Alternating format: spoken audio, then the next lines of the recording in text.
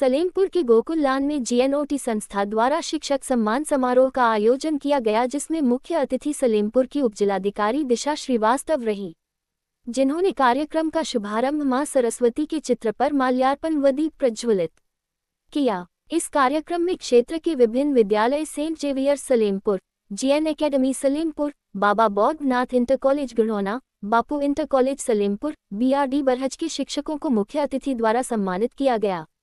इस कार्यक्रम में शिवम पांडे, अमित मिश्रा, आलोकमल, सत्येंद्र पांडे, अनमोल मिश्रा, सुनीता, साधना गुप्ता, सरोज सिंह, उत्कर्ष तिवारी, नीलेश निषाद आदि लोग उपस्थित रहे।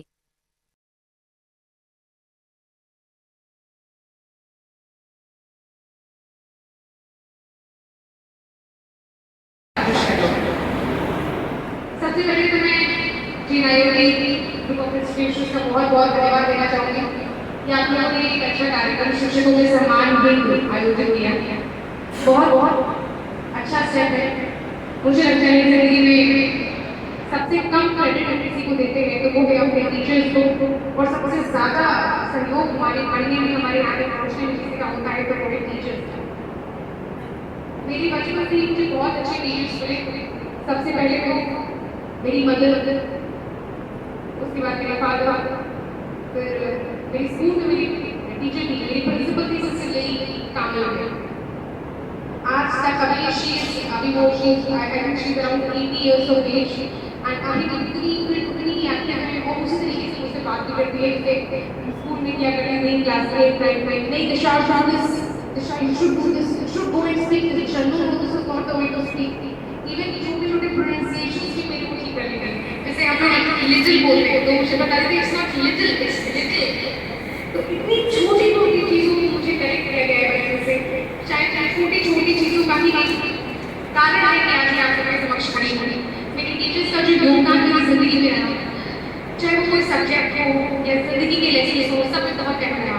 मेरी प्रेपरेशन के टाइम में भी मैं सेल्फ स्टडी करती थी, बट ऑनलाइन मैंने बहुत सारे ऐसे टीचर्स के लेसन्स और लेक्चर्स को देखा और बहुत रीलिजियसली फॉलो किया, जिन्होंने मुझे बहुत आगे बढ़ने का सहयोग किया।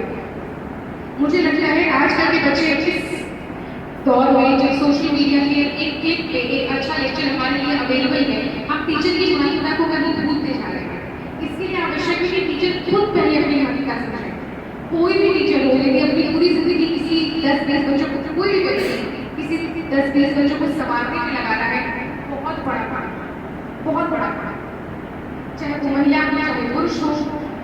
आजकल बच्चों को पढ़ाना सबसे कठिन काम है, क्योंकि हर वर्ग हर मोड़ में बच्चे आपको ही जज करते हैं, बच्चे आपको ही अपने कसौटियों पर खड़ा उतारते रहते हैं कि अच्छा देखते तो इनको कितना आता है, क्योंकि आजकल के बच्चों को लगता है कि वो आउटस्मार्ट कर सकते हैं किसी को भी। तो आज के दौर में टीचर बनना बहुत कठिन है और ये प्रोफेशन सबसे कठिन है, लेकिन बिना टीचर के कुछ हो ही नहीं सकता है। चाहे वो यूपीएससी की तैयारी हो, मैंने अराउंड 5 years लाइफ की यूपीएससी प्रिपरेशन में, चाहे वो आपका स्कूल हो, कॉलेज हो, कहीं भी कोई भी preparation without teachers is incomplete. कितने भी एआई, कितने भी रोबोट्स, कितने भी हम लोग टेक्नोलॉजिकल इंटरवेंशन स्पीच लेकर के human touch is the most primary thing which is still required for every human being to nurture and grow. And I think teachers जो हम और आप हैं वही नहीं कर सकते हैं। मुझे लगता है कई बार कि मैं खुद भी शायद कभी इतना महान प्रोफेशन है, खुद ना इसको फॉलो करूँ, क्योंकि इतना ज़्यादा सैक्रिफाइस और इतना पेशेंस इसमें लगता है, जो कि हमें बहुत पीरियड ऑफ टाइम में ग्रेन करना पड़ता है, which is very difficult for everyone to inculcate. मैं आप सभी लोगों को कहीं कहीं धन्यवाद देना चाहूँगी जो यहाँ पर आएंगे, यहाँ पर नहीं आ पाएंगे, सभी को, जितने शिक्षकों को पुरस्कार मिलेगा उन्हें, जिन्हें नहीं मिलेगा उन्हें भी, सभी को मेरी तरफ से तहे दिल से धन्यवाद कि आपने हमें और बाकी बच्चों को यहाँ तक पहुँचाया। अभी मुश्किल से 10-11 साल की मैंने मुझे क्लास करती है, मुझे बहुत ईजी टीचर्स को याद कर सकती हूँ जो मेरे लिए यही ब्लॉक का काम किए नहीं होते हैं। बस आपसे इतना निवेदन है कि बच्चों को जितना पेशेंटली हो सके, जितना पेशेंटली हो सके ट्रीट करें। हम लोग आजकल बच्चे बहुत सेंसिटिव होते जा रहे हैं, क्योंकि सेंसिटिविटी का रीज़न है एक्सपोजर बहुत ईजिली बढ़ता जा रहा है और उसकी वजह से हम लोग बहुत वल्नरेबल हो गए हैं एक्सेस ऑफ इन्फॉर्मेशन को, और हम डिसाइड नहीं कर पाते हैं मेरे लिए क्या करें क्या करें। एक 13 साल की बच्ची जिसके हाथ में मोबाइल है और उसके पास दुनिया की हर एक शिक्षा प्रणाली, हर एक सही गलत चीज़ के बारे में जानकारी रखने का हक है, उसे सिखा पाना बहुत कठिन है। और हमें इस तरीके से बताना कि तुम गलत हो और हम सही हैं, ये सही तरीके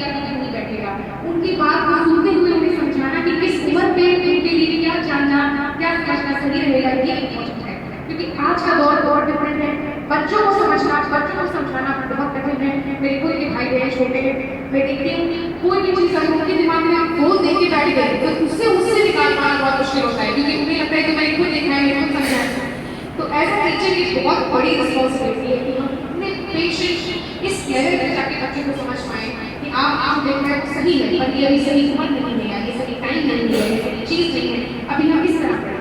उसके लिए हमें बच्चों का विश्वास जीतना पड़ेगा, वो बहुत ही ज़्यादा पर्सनल लेवल पर जाके काम करना पड़ेगा।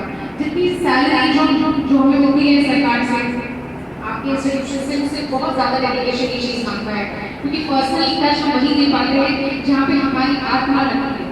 तो सिर्फ आपसे अपना अनुरोध है, बच्चों को बहुत गहनता से समझें। आजकल मेंटल हेल्थ एक बहुत मेजर इशू है, और स्टूडेंट्स में जो हमारे अभी टीनेज और अडल्ट स्टूडेंट्स हैं उसके लिए बहुत बड़ा प्रॉब्लम का विषय बन चुका है। इसे समझते हुए, इसे देखते हुए, बहुत सेंसिटिविटी लेते हुए जरूर इसको देखें। आखिर में मैं एक दो बार और कहना चाहूँगी, वो इसलिए क्योंकि मैं खुद एक महिला हूँ, तो मैं महिलाओं का एज अ वुमेन का रोल मैं समझती हूँ। महिलाओं के लिए बहुत कठिन है कोई भी प्रोफेशन हो, चाहे वो सिविल सर्विसेज में एसडीएम बने या फिर स्कूल में टीचर हो, कहीं एक जगह पे जहाँ पे पुरुष को पहुँचने में जितनी मेहनत लगती है उससे दोगुना ताकत और मेहनत एक महिला को वहाँ पर पहुँचने में लगती है। तो मैं चाहूँगी सभी महिलाएं अपने आप में बहुत गर्व महसूस करें कि आप जहाँ पे पहुँच पाई हैं बहुत मुश्किल से और बहुत आत्मीयता से पहुँच पाई हैं, और अपने प्रोफेशन को अपनी नींव बनाएं। कोई भी प्रोफेशन छोटा बड़ा नहीं होता। हम अगर अपना काम ढंग से कर रहे हैं, एक छोटा सा सफाई भी है, अगर वो ठीक से काम करता है, अपना झाड़ू सही से लगाता है रोज सुबह शाम, और मैं ऐसे ऐसे बैठ के ऑफिस में अपना काम ठीक से नहीं करती हूँ, तो वो सफाई करने से सौ को अच्छा है। तो हम किसी भी पद के हम कोई भी अगर हम अपनी इच्छा अनुसार घर से कर रहे हैं तो वो बहुत अच्छा है। और आप लोगों का जो कार्य है वो उसकी उच्चता और उसकी गुणवत्ता निर्धारण करने का हक भी आपके हाथ नहीं है। तो मेरा सिर्फ आपसे इतना अनुरोध है, अपनी पूरी आत्मा के साथ उसको बेहतर करें।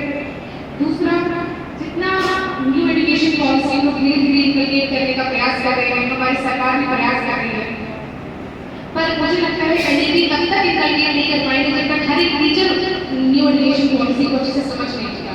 तो बहुत एक हमारी रिक्वेस्ट है, काइंडली गोइंग जो हमारा एसओपी आया हुआ है न्यू एजुकेशन पॉलिसी का, उसको जितनी ज़्यादा जल्दी हो सके आप खुद भी और अपने बच्चों के अपने क्लास में इंप्लीमेंट करें, उसको एडवाइस करें और उसको इम्प्लीमेंट करने का प्रयास करें, ताकि it can great help to us as society. At the end of the day, I would like to mention all of you again. Thank you so much for building us. Thank you so much for building every other child who is doing great or maybe not so great, but is somewhere existing and trying to make better society.